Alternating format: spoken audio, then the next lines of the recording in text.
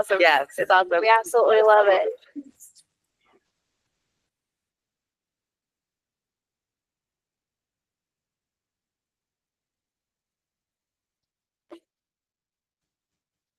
You're listening to Talkline with Zev Brenner, America's premier Jewish broadcast on the air since 1981.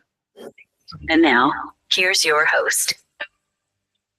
Welcome back to the program. I'm Zev Brenner. I've been hearing about and watching Hillel Fuld for a long, long time. First time we have him on our program. He's been named the 7th top tech blogger worldwide, Israel's top marketer. He's been on Forbes. He's been called the man transforming startup nation to scale-up nation. He's a global speaker, tech blogger, marketer. I've seen him here in New York many times. He's involved with Google, Oracle, Microsoft, and he does amazing work promoting Israel. Unfortunately, in 2018, a Palestinian terrorist killed his brother Ari by stabbing him in the back, but his death made international headlines, and he's pronounced a hero for shooting the terrorist after he'd been stabbed, preventing the terrorist from hurting anyone else. Hello, thank you for joining. It's an honor to have you on our show. Thank you for being part of our broadcast. Thank you for having me. I just had my first cup of coffee. Okay, see you. It's early morning in Israel. It's really early morning here in New York as well. So first of all, what's the mood in Israel like? In fact, we had Dr. Aliza Levy for lunch. She's a former member of Knesset. And again, saying that first there's a baby boom in Israel, which I didn't know about, which is amazing. After October 7th, you have a baby boom. And Israel's still the 4th happiest place in the world to live, despite everything that's happening, right? It's amazing on the one hand. On the other hand, not so surprising, because if you look at history, this seems to be our story. All the way back to stories in the Bible. We were slaves in ancient Egypt, and the Torah literally says the more they persecuted us, the more we reproduced and the more we flourished. And that's what we're seeing today. We're seeing it in, as you said, a baby boom. We're seeing it in many things, but it also includes the tech ecosystem, which you would think would be crashing, but what's happening is quite the contrary. We're growing, we're breaking records, and we're showing our resilience, just like we did in the Eurovision, where we came in 2nd place. So it's pretty miraculous stuff. It is. Now, financially, Israel, of course, has a big strain. The war is costing so much money. I don't know what the numbers are, but it's a staggering amount. And people who ordinarily would be at work or be at high tech are serving in the army. There's reservists constantly being called up. Now there's a major call up as well. So hasn't that affected the economy in a very drastic way?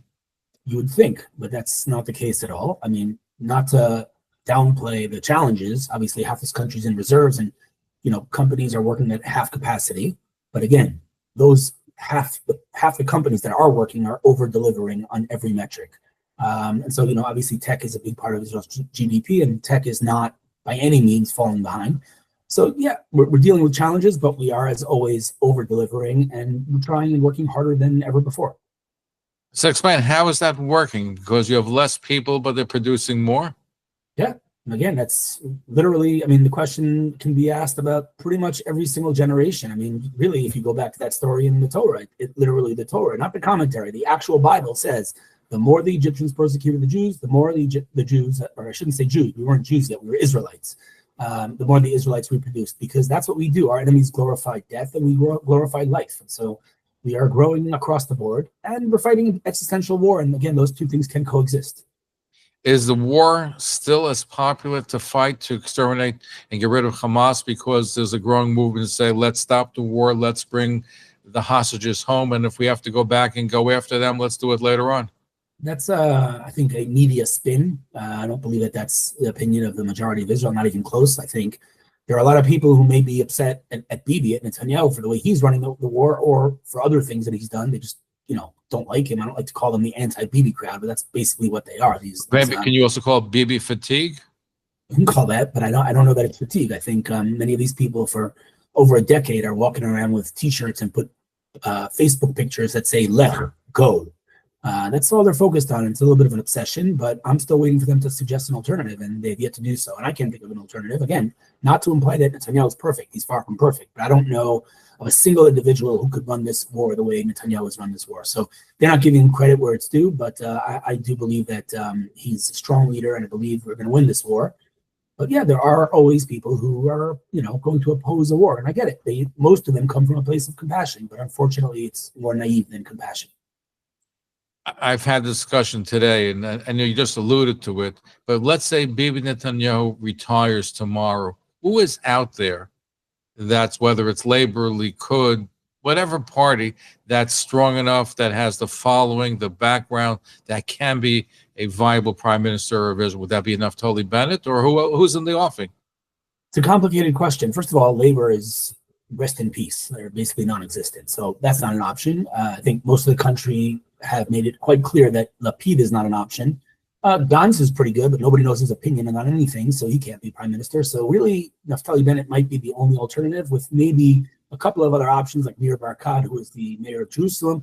But I think most would say that Naftali Bennett's the most promising option. The bad news is, and this is coming from someone who's a very close friend of Naftali's, twofold. First of all, he backstabbed his constituents in the last election when he promised on TV pretty openly and could not possibly be understood in any other way that he would not sit with the Arab parties, nor would he let Lapid become prime minister. He said that point blank. In fact, he signed a contract on TV.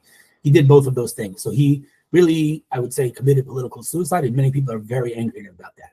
Furthermore, if you look at his strategy over the past couple of months, which again, I've told him personally more than once is a mistake, is that he, instead of focusing on solutions, instead of offering alternatives, instead of offering plans on how to win this war, he, like the hundreds of thousands of other people taking to the streets, is obsessed with Netanyahu. Netanyahu this, Netanyahu that, Bibi this, Bibi that. And I said to him, as an entrepreneur, because Naftali Bennett was an entrepreneur, you are solution-oriented, but yet as a politician, you're problem-oriented. So I said to him, don't, fall into that trap of Rak lo Bibi, just not Bibi, because that's not, negative politics just never works. And it's not just politics. Negative marketing doesn't work either. So he appreciated the feedback. Unfortunately, I haven't seen if he's really changed his tune. So I think, going down that route and just trashing Bibi all day is just not the right way to win. That's, I think we've seen at the United States in the last election. It was thrashing Donald Trump as opposed to giving solutions. Even now, there is a race for governor in New Jersey and for mayor in New York, and more in New Jersey than New York. But you keep seeing the ads keep saying anti-Trump. We're going to fight Donald Trump. That seems to be the basis of the ads. I don't hear a solution. I just hear we're just going to fight Donald Trump. To me, that seems exactly what you're saying is happening in Israel. Yeah, I mean, there's definitely a ton of overlap between internal politics in the U.S. and internal politics in Israel. One might call it the famous Trump derangement syndrome and the Netanyahu derangement syndrome, same symptoms. But furthermore, there's the whole discussion about the role of the judicial reform and where they play in as checks and balances. In Israel, the Supreme Court basically is self-appointed and has unlimited power to overrun and veto any decision the government makes, which is clearly not very democratic. And so, the government tried to pass the judicial reform, which of course was hit with a ton of opposition because, again, it was Bibi. But the reality is, while they scream about it not being a democracy and that it would be the end of Israel's democracy and he's a dictator, blah, blah, blah, the reality is that by limiting the judges in the Supreme Court, all you're doing is giving balances to the government's checks, right? The Supreme Court is the checks for the government, but who is the balances for the courts? The answer is there are none. And so that's what Netanyahu is trying to do with the judicial reform, and it's just aligning us with every other liberal democracy in the world, and it's all the talk about it being the end of the democracy is just utter nonsense. Is judicial reform happening? Because it was put on pause, but after October 7th. But right now it's not happening. Nothing's happening. I don't think it's happening right now in a kind of active way. I think it's on the back burner. I think most people realize it's going to happen, but I don't think it's obviously our top priority right now. So I don't think it's at the top of the priority list of the state of Israel right now. Talk to me, Bibi and Donald Trump. What's happening? It seems to be at least the media is reporting friction. He goes to Saudi Arabia, goes to Qatar, goes to UAE, doesn't mention Israel, cuts a deal with the Houthis, maybe deal with Saudi Arabia. Is there bad blood between them? Is that what's happening as far as you can tell? So I can't read minds or hearts. I can only judge based on previous statements and previous actions, plus what Ambassador Huckabee has told me personally. And the answer is that, this is all, again, a media spin. Yes, is it true that he signed some sort of a deal with the Houthis that will stop firing on the U.S. vessels without mentioning Israel? That is true. He did do that. Is he talking to the Saudis about some nuclear civilian infrastructure without including normalization with Israel? Yes, he did do that. Did he take this $400 million plane from Qatar? Yes, he did do it. So some of the things that he's been doing are questionable, if I'm being nice, but we can't forget who Donald Trump is and what he's done for the Jewish people, whether it's moving the embassy to Jerusalem, recognizing the Golan Heights, and so much more, supporting us in our war, fighting the blood libels of genocide. So his actions speak louder than words. And what he's doing now, again, it does send mixed signals, and I'm not 100% sure what his strategy is here, but I hope to believe that there's some method to the madness, because if he's just doing all this really to throw Israel under the bus, then it makes no sense, because how do you reconcile that with his actions? The real question is going to be Iran, because will he deal an Obama-type arrangement with Iran, or we hold their feet to the fire and say, listen, you got to get rid of the centrifuges, you got to have uranium shipped to you from outside the country? Will he do all those things, or just the same old Obama regurgitation of his plan? Well, again, I can only speculate. I would be. What did Mike Huckabee tell you? So first of all, if he would sign such a deal, I would be fundamentally shocked and disappointed. Mike Huckabee told me not once and not twice that it's all media spin, and that the Israel-America relationship has never been stronger, and that Bibi has spent more time with Donald Trump than any leader in the world, and he was the first leader invited to the White House, and America recognizes Israel's right to defend themselves. Again, some of the things that Donald Trump has done raise questions. There's no sugarcoating that, but Ambassador Huckabee told me there's absolutely nothing to worry about. Now, Israel wasn't part of the itinerary of the president's trip to the Middle East. Was that something that was surprising to you in Israel? Yeah, I think it's a little surprising / confusing, but I can make sense of that. I think his top priority is to expand the Abraham Accords and to build some trust and relationships with some Arab states. So I think I understand what he's doing. I do think a short stop in Israel would have made a lot of sense.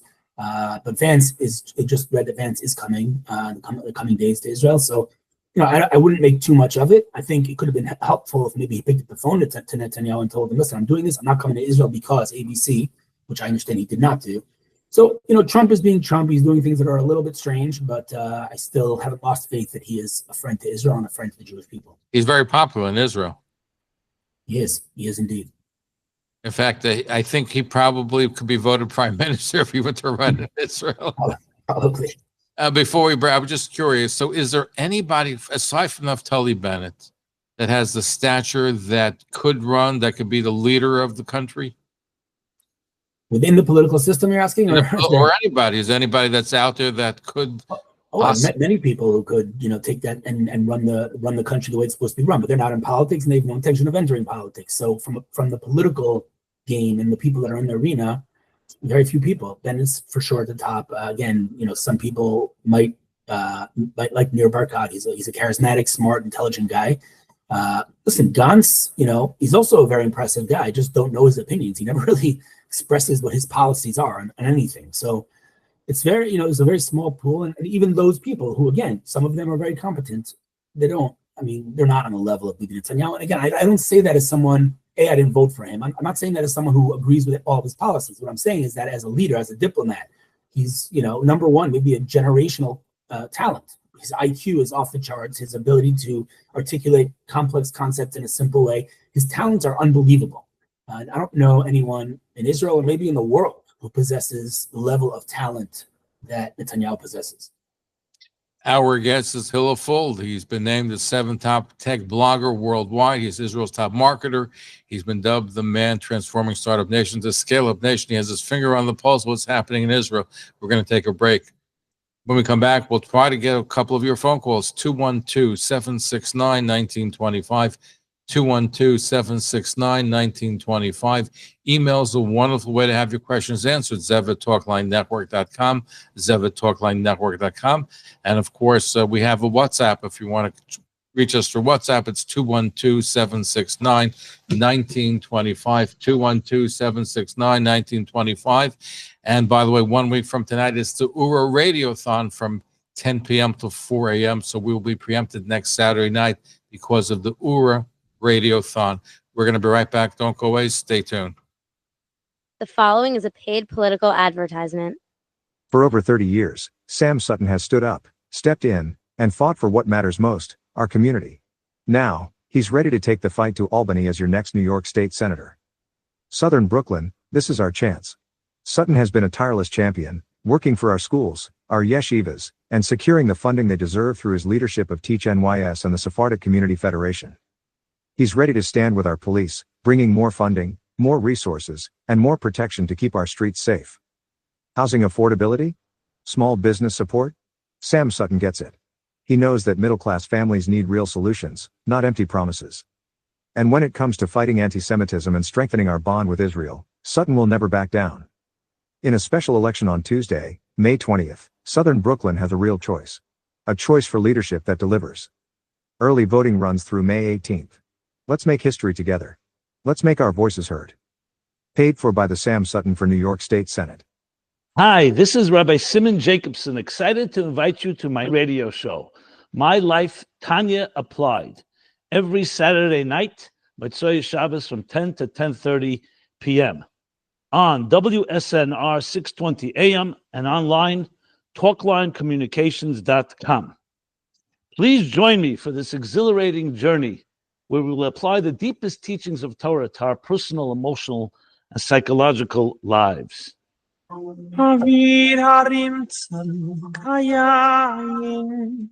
This is Shani Heikind inviting all of Zev Brenner's listeners to an amazing event on Wednesday, May 21st, when American Friends of Ateret Kohanim hosts its annual Yom Yerushalayim celebration.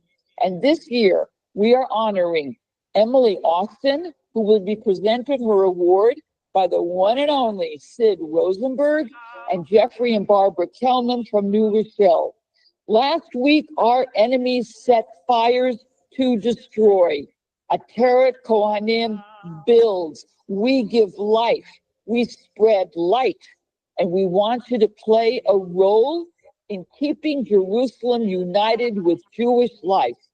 Call me, please, 917-297-2075, or you can go to ateretkohanim.org/dinner, ATERETKOHANIM.org/dinner.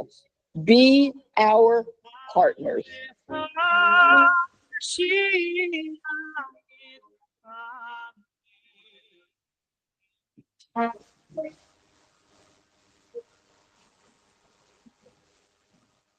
Are you ready to meet the visionaries, diplomats, pioneering high-tech and business leaders shaping the future of Israel and America?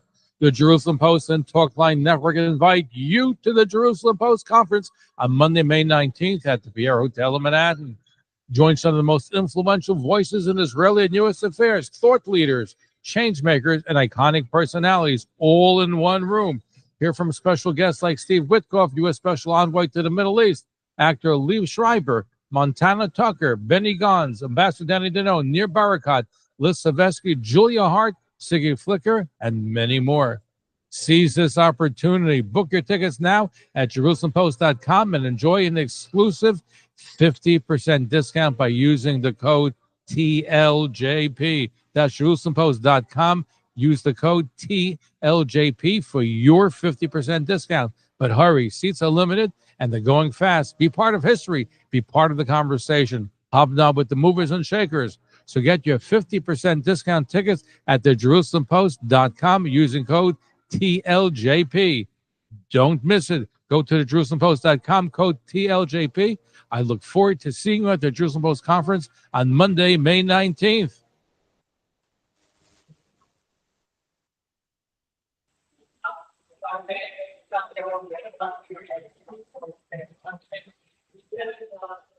Hello. Suffering from foot pain that's dragging you down? This is Dr. Uriel Levy, your trusted board-certified podiatrist with over 3 decades of experience. I'm here to bring relief to your feet. With expertise in orthopedic and medical foot issues, I craft custom orthotics for 75 to 100 patients each week, meaning countless happy feet. Medicaid managed care, including Fidelis, United Healthcare, and Anthem, covers custom-made orthotics if you need them. Plus, I combine reflexology and Eastern medicine to bring a holistic approach to foot and lower extremity care. Think of me as a soul healer, not just a podiatrist. Whether it's plantar fasciitis, bunions, or everyday ache, pain, back, please visit me at my Borough Park office at 1453 44th Street. That's 1453 44th Street, or in Spring Valley at 11 Charles Lane. Call 347-386-5237 That's 347-386-5237. Or visit drsoulhealer.com. That's Dr. DrSolehealer.com. Schedule your appointment today. Your feet will thank you. Don't let foot pain defeat you.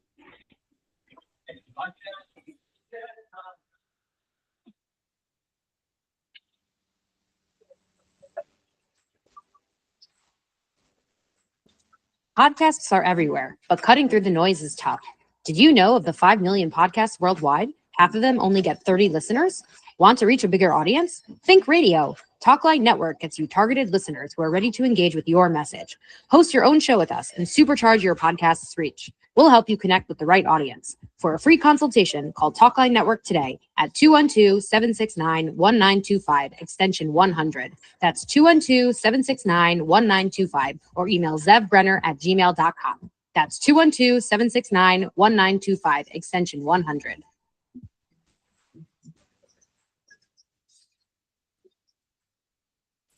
Did you know we're on Twitter too? Connect with us there and get involved.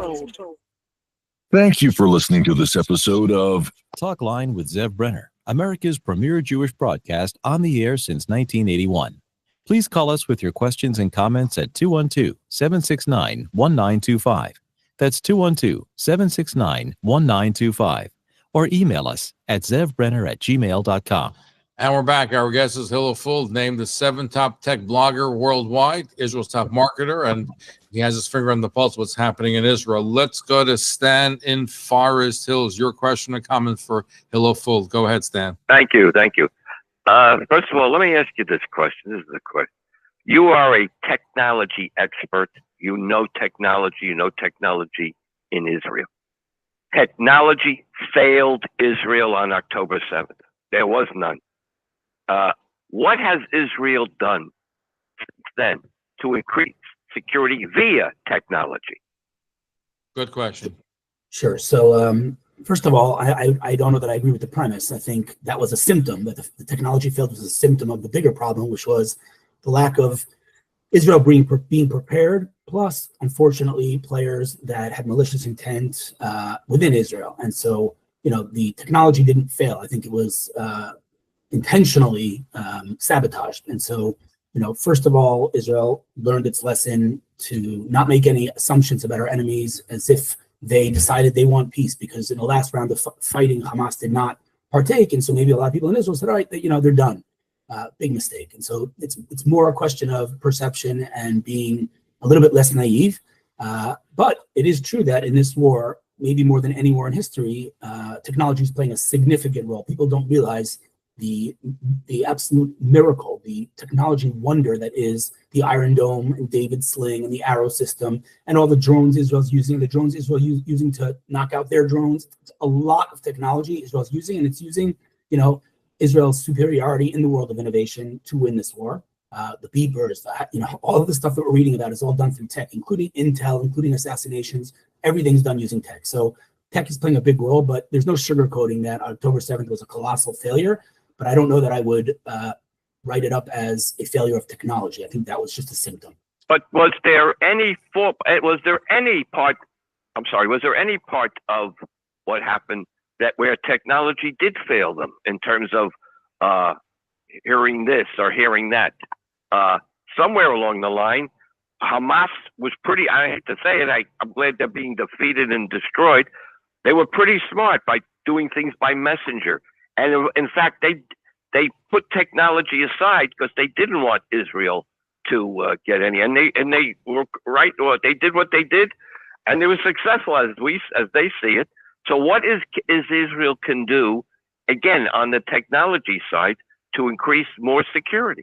In fact, to amplify his question, Hillel, I think we did a show with Giddy Greenstein where he basically said that Hamas came to the realization after an incident that Israel had penetrated its phone systems and high tech, so they went underground, used regular telephone service underground.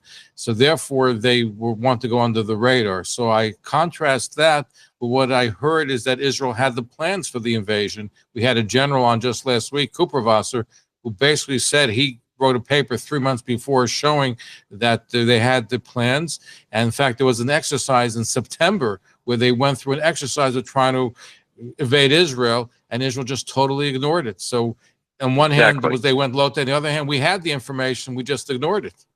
That's right. So that's what I'm saying. Technology wasn't the problem. The problem was that the chain of command in the IDF and the security forces completely failed.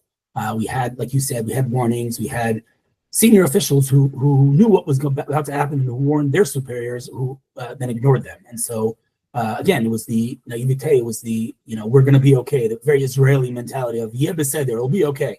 And I think that was the main problem. And I think that there's going to be a serious investigation once this war is over. And I'm 100% sure that we're going to discover things that we don't know today, which surely will involve some sort of inside help, whether it was people, letting Palestinians into their homes, not with malicious intent, but to, get jobs, even though it was illegal, to perhaps even senior officials in Israel that were, for the past couple of years, obsessed with bringing down Netanyahu's government. And maybe they thought this was one way to do it. I would imagine they didn't think it was going to cause this much death and destruction. But again, I'm speaking now completely out of speculation. We don't know yet. We're going to conduct this investigation, and we will know more. Anyway, Stanley, thank you for your phone call. Okay, good night. Thank you. By the way, AI, how important of a role, that's relatively new technology, how important a role did it play in this war? So I'm going to push back on that premise. AI is not a new technology. What you're referring to is generative AI. That's a new version of AI, like ChatGPT and Grok and others. That's what's new. AI has been around forever, quite literally decades. And yeah, AI popular for general usage over the last couple of years, years. Right. So AI plays a role basically in this entire war. I mean, literally every single gun, and the sophisticated means and the weapons used by Israeli soldiers are all, they all include AI built in. Obviously, the cameras that we use, the surveillance, basically every single weapon that Israel uses is somehow integrating AI, whether it's directly or indirectly. So AI plays a massive role in this war.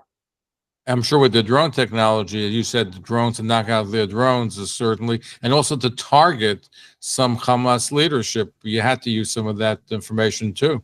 Yes, I mean, I can tell you that every time we carry out an assassination, especially if it's someone senior, we celebrate it, but then I think to myself, how on earth did Israel pull this off? I mean, take Nasrallah or just now Sinwar, the second Sinwar. Was it confirmed that he was killed? Semi-confirmed.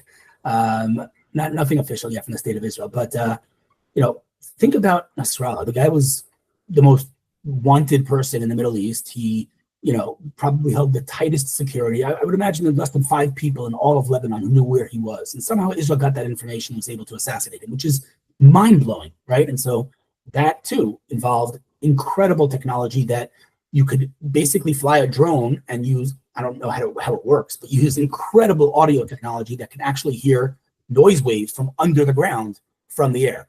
Wild stuff, really wild, like literal sci-fi stuff. And so, every single one of these accomplishments, again, the beepers, the walkie-talkies, the intel, the Iron Dome, all of them are using AI. I think was even just as impressive as the strike in Iran, where they're able to pinpoint one of the top terrorists where he was staying in the compound in Iran and just get that room where he was there. Yep, wild. That was a wild operation. People don't realize how wild it was to kill the head of Hamas on Iranian soil. I mean, this is like Entebbe level stuff. And even that, was an amazing story. And, it's Israel's a startup nation, as you point out. I know you do a lot of the high tech and the business news, and just amazing what's generated out of Israel. And whether we use the facts or even ways, are there any big buyouts, by the way, slated from Israeli high tech companies that you know about? Google, yeah, sure. Google recently, in the past couple of months, made the biggest acquisition in its history, $32 billion for an Israeli company called Wiz, not to be mixed up with Waze or Wix. Wiz, cyber company, and like I said, it was Google's biggest acquisition and is Israel's biggest exit. So, that is a testament to our resilience. I mean, we're continuing to dominate, continuing to grow, and we show no stops of slowing down. We broke records in M&A, mergers and acquisitions. We broke records in funding. It's really wild to see, and I call it miraculous. I really do believe this is miraculous stuff. Absolutely. Now, what is fueling it? In other words, is it the Army? The Army is the biggest incubator for a lot of this technology. Yeah, I mean, there's obviously the book Startup Nation answers that question. How is it that a country smaller than New Jersey in the most unstable region on planet Earth dominates technology the way Israel does? There are many components. I mean, the Army is definitely one of them. I mean, I would say many of the leading entrepreneurs in Israel come from 8200, which is a unit, an intelligence unit in the IDF. You have the government that promotes and supports innovation, through the Innovation Authority. It gives out grants, equity-free grants. You have, Israel and Jewish culture. Just, you tell me something's impossible, I'm going to go do it. You have the chutzpah. There's no question chutzpah plays a role here. But it's a lot of different components. But at the end of the day, again, as an observant Jew, I can't help but see God in this phenomenon called Israeli tech.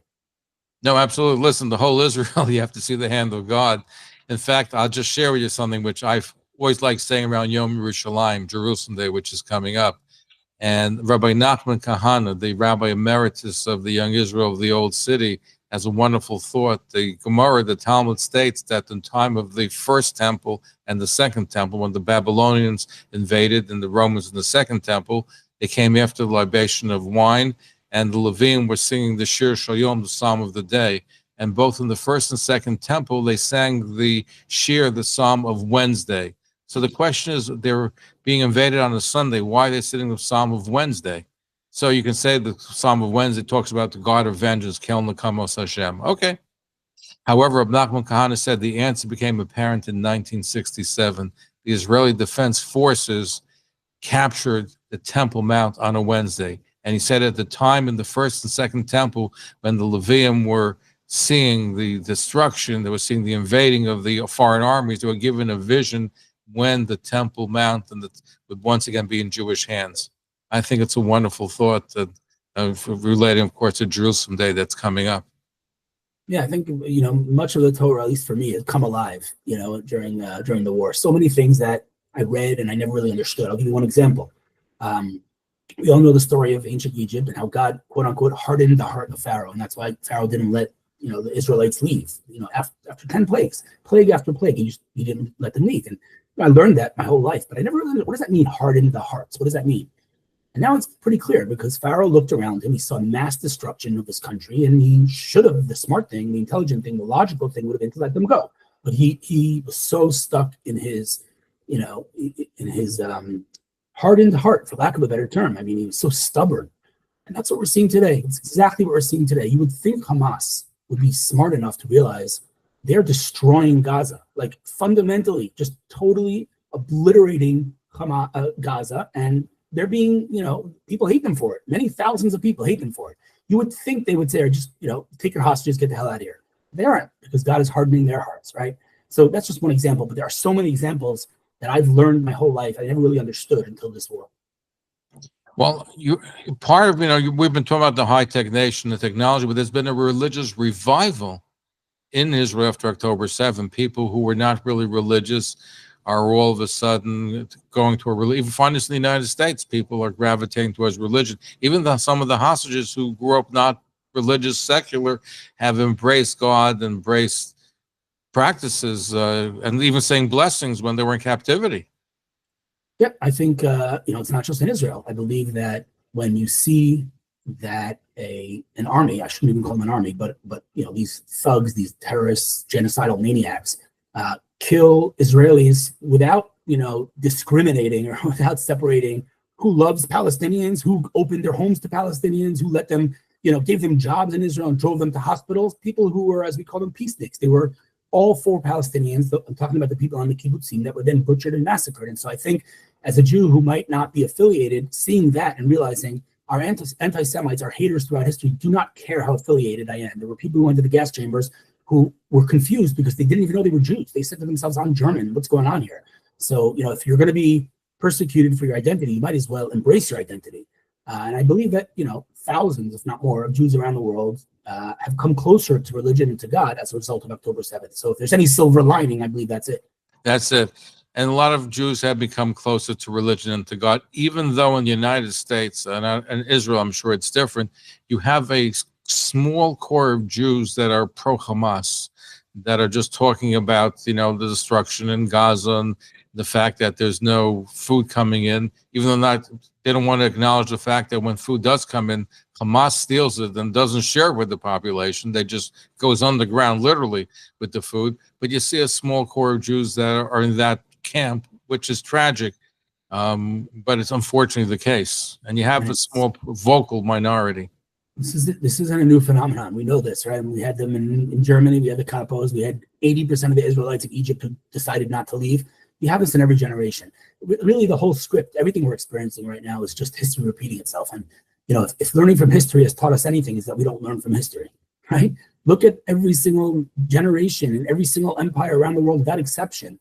Same thing happened, right? It took on different faces. This time it's anti-Zionism. They hated us when we didn't have a state. They hated us when we do have a state. They hated us when we were poor. They hated us when we were rich. They hated us when we were not white enough. They hated us when we were white colonialists. No matter what we do, they're going to hate me. They're going to hate us. And so that's the reality we live in, and that's not going to change. So it really should come as a surprise to no one that we're facing this. The only thing that I'm surprised about is that it happened in my lifetime. Hillel Fuld is our guest, named the 7th top tech blogger worldwide, Israel's top marketer, dubbed the man transforming startup nation to scale-up nation. And you can see him on Facebook and Twitter and Instagram, and most recently on YouTube. We're going to be right back. And of course, we'll try to squeeze 1 or 2 more calls. 212-769-1925. Email zevbrenner@gmail.com. Coming up at 2 a.m., Trudy Stern, Nothing But the Truth. Great program, followed by Heart to Heart, a wonderful show dealing with family issues and family therapy issues. And of course, we're talklinenetwork.com, talklinenetwork.com. 1 week from tonight, we have the Uber Radiothon from 10 p.m. till 4 a.m. 1 week from tonight. We're going to be right back. Don't go away. Stay tuned. The following is a paid political advertisement. For over 30 years, Sam Sutton has stood up, stepped in, and fought for what matters most, our community.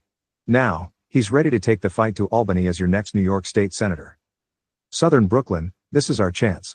Sutton has been a tireless champion, working for our schools, our yeshivas, and securing the funding they deserve through his leadership of Teach NYS and the Sephardic Community Federation. He's ready to stand with our police, bringing more funding, more resources, and more protection to keep our streets safe. Housing affordability? Small business support? Sam Sutton gets it. He knows that middle-class families need real solutions, not empty promises. And when it comes to fighting anti-Semitism and strengthening our bond with Israel, Sutton will never back down. In a special election on Tuesday, May 20th, Southern Brooklyn has a real choice. A choice for leadership that delivers.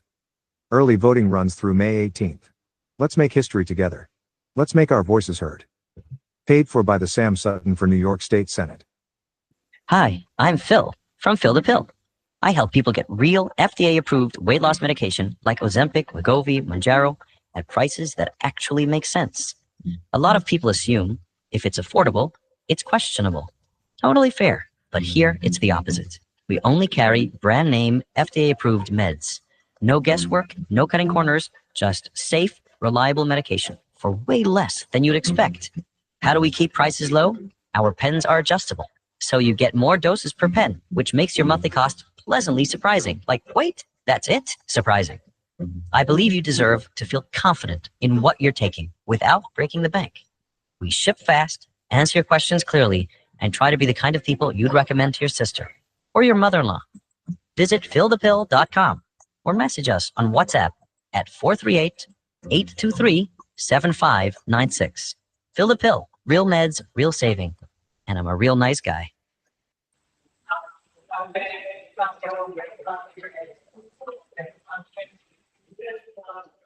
Hello. Suffering from foot pain that's dragging you down? This is Dr. Uriel Levy, your trusted board-certified podiatrist with over 3 decades of experience. I'm here to bring relief to your feet. With expertise in orthopedic and medical foot issues, I craft custom orthotics for 75 to 100 patients each week, meaning countless happy feet. Medicaid managed care, including Fidelis, United Healthcare, and Anthem, covers custom-made orthotics if you need them.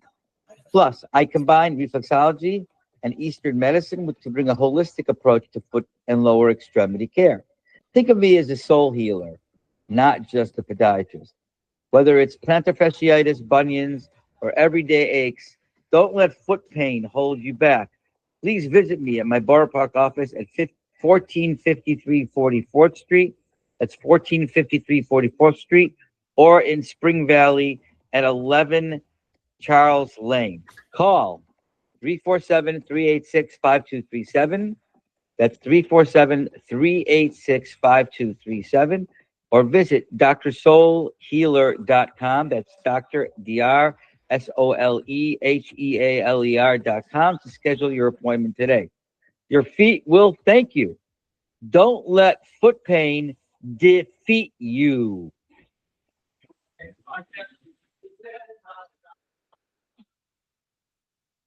Hey, this is Alan Dershowitz. One of the most important Jewish institutions in the world today is Talkline with Zev Brenner. He is so smart and he is so innovative and he has so many interesting guests. I don't know what Yiddishkeit, I don't know what New York, I don't know what the world would do without Zev. So Zev, Yasher Koach, may you go from strength to strength and keep informing us and educating us and keep fighting for Jewish values.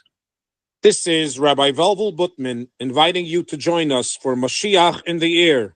Fill your week with joy and Jewish inspiration. Tune in every Motzei Shabbos Saturday night at 10:30 p.m.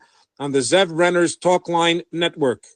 We're back on the air, bringing you inspirational insights, meaningful life lessons, and uplifting stories.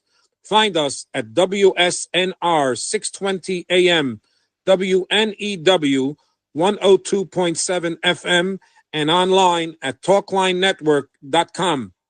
Mashiach in the air, enriching your life and your Motzei Shabbos with joy, motivation, and inspiration. To advertise or to be a partner, please contact us at chabadinspiration@gmail.com. Join us and be inspired.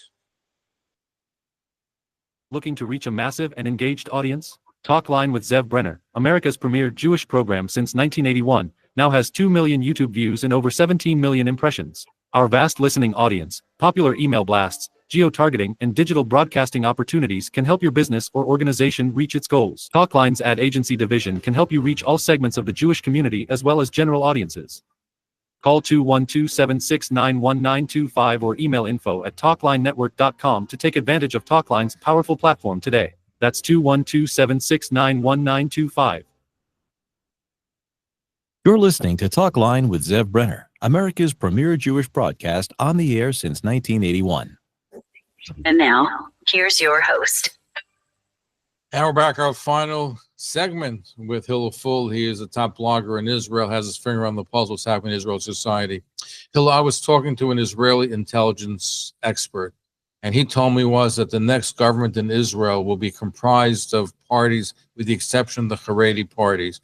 And he said there's a growing anger in Israel, including among the religious Zionists, the fact that so many people have to go in the reserve in the army, and the Haredim did not solve that issue. How do you see it? I see it as a nuanced topic. It's not black and white. I know both sides like to present it as if it's black and white. If you're asking me my opinion, this is a Jewish state. And the reason it's a Jewish state is because Ben Gurion in the UN in 1947 held up the Tanakh, the Bible, and that is our only right to this country. Without the Torah, we might as well be in Uganda.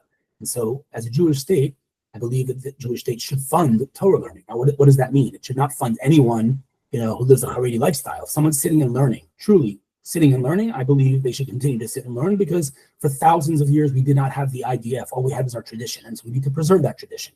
That being said, for the many, many, many Haredim, I would say the vast majority of them who don't draft and who also don't learn, that is disgusting and vile, and especially in such an existential war. So those people absolutely should be drafted. The question is logistically how we can do that without, force and without, imprisonment and other things. How do you even force, so many, maybe millions of people to draft to an army that they don't believe in and they don't relate with or identify with, and it's something that they were told by their leaders, by their rabbis, not to join. It's a complicated issue.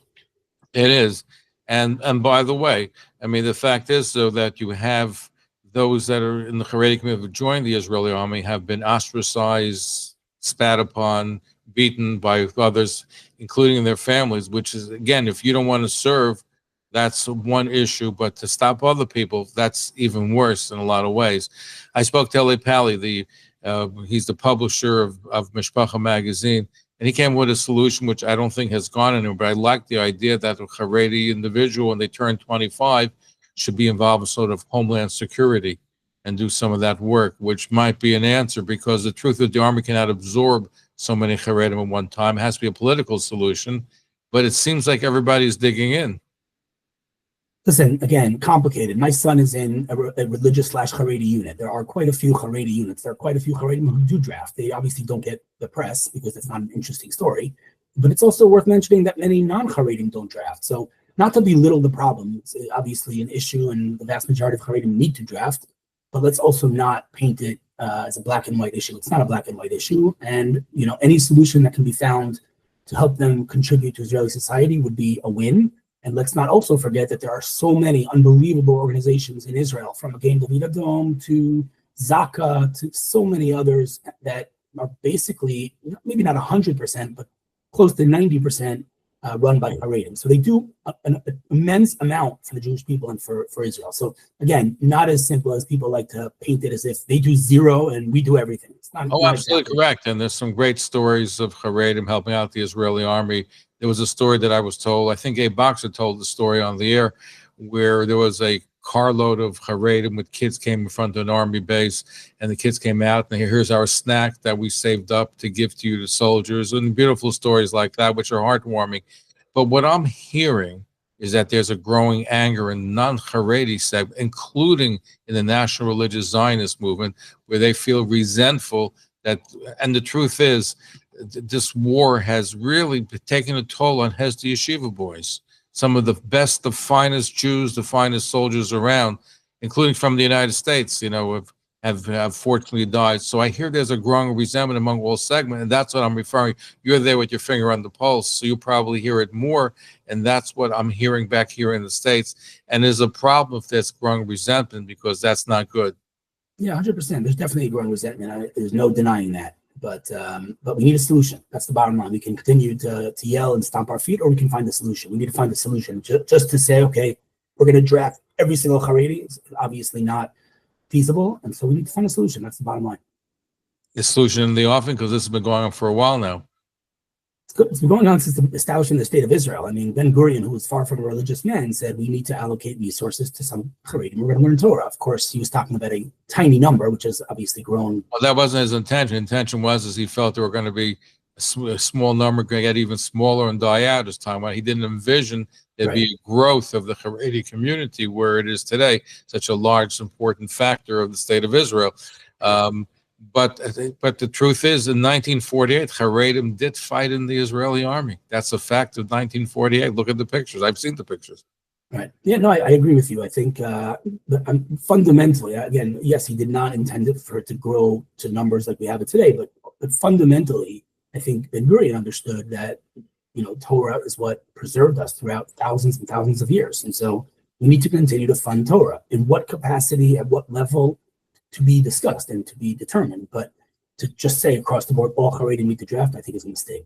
Well, I don't think the Israeli army can bring in all the Haredim. It's not set up for it. You need special kitchens, you need Mahadrin or Glat, and you need other things to make sure that they're comfortable in there. But they certainly can accommodate thousands more than they have right now at this moment in time. Correct. And it's an important issue. Before I let you go, what are some of the other issues that you see affecting Israeli society, whether it's in the high-tech sector or the regular sector, that people in America should know about?